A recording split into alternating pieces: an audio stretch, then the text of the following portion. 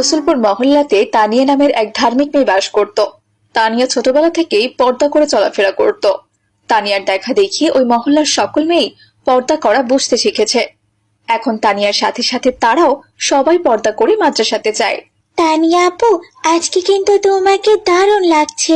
আগে তো তুমি শুধু হিজাব পরতে, আজ তো দেখছি হিজাবের সাথে সাথে নেকাবও পরে এসেছো। নেকাব পরে তোমাকে আরো বেশি সুন্দরী লাগছে। হ্যাঁ ফাতেমা, কাল আমার বাবা আমার জন্য অনেকগুলো নেকাব নিয়ে এসেছেন।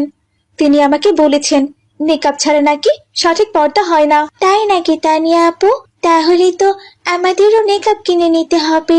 আমরাও তো শুধু নেকাব ছাড়া হিজাব দিয়ে পর্দা করেছি। আচ্ছা তানিয়া আপু, এই নেকাবটা তুমি কত টাকা দিয়ে কিনেছো? মাইসা, দাম অতটা বেশি নয়, মাত্র 30 টাকা হলেই এরকম একটা নেকাব পাওয়া যায়। আমি একটা নেকাব কিনবো আপু, তাই দামটা তোমাকে জিজ্ঞেস করলাম। তুমি তো জানোই আমরা কত গরিব, তাই কোনো জিনিস কিনতে হলে খুবই হিসাব নিকাশ করতে হয় আমাদের। শোন মাইসা, তোর নেকাব কিনতে হবে না, আমি তোকে একটা নেকাব গিফট করব। আমার বাবা আমার জন্য অনেকগুলো নেকাব কিনে নিয়ে এসেছে, ওখান থেকে আমি তোকে 2টো নেকাব দিয়ে দিব, কেমন? তাহলে তো খুব ভালো হয় আপু, জাযাকাল্লাহু খায়রা।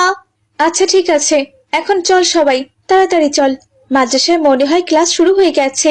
এরপর তারা সবাই একসাথে মাদ্রাসায় চলে যায়। এমনি করে সেই দিনটি কেটে গেল।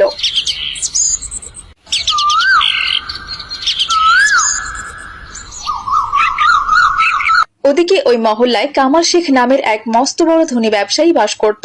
তার একজন ছেলে ছিল, তার নাম ছিল রিয়াদ। রিয়াদ শহরের একটি ইউনিভার্সিটিতে পড়াশোনা করে।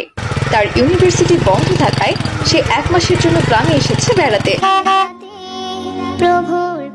গ্রামে তার একজন বন্ধু আছে, তার নাম হচ্ছে বুলেট। হ্যালো বন্ধু বুলেট, কোথায় তুই বন্ধু? একটু বটগাছ চলে আয় তো, তোর সাথে আলাপ আছে। আরে রিয়াদ, তুই কবে ঢাকা থেকে এলি বন্ধু? আরে বেটা, এত কথা ফোনে বলা যাবে না, তোকে আসতে বললাম না, আয়। আচ্ছা ঠিক আছে বন্ধু, তুই বটতলায় আয়, আমিও যাচ্ছি। কিছুক্ষণ পর বুলেটও সে বটতলায় চলে এলো, আর রিয়া তো সেখানে মোটরসাইকেল নিয়ে চলে আসলো। অনেকদিন পর দুই বন্ধুর দেখা হয়ে গেল। আরে মামা, এ কি মাথা নষ্ট অবস্থা! তোর চেহারা তো দেখছি পুরোই পাল্টে ফেলেছিস। তোকে দেখতে তো পুরো নায়কদের মতো লাগছে রে মামা। আরে কি যে বলিস না, লজ্জা দিচ্ছিস কেন বন্ধু? শহরে থাকি, একটু মন জানা দিয়ে থাকলে কি হয়? শহরে থাকলে সবসময় নিজেকে একটু স্মার্ট করে রাখতে হয়। হা হা হা, মিথ্যা বলছিস কেন রে মামা? তোকে দেখে তো মনে হচ্ছে তুই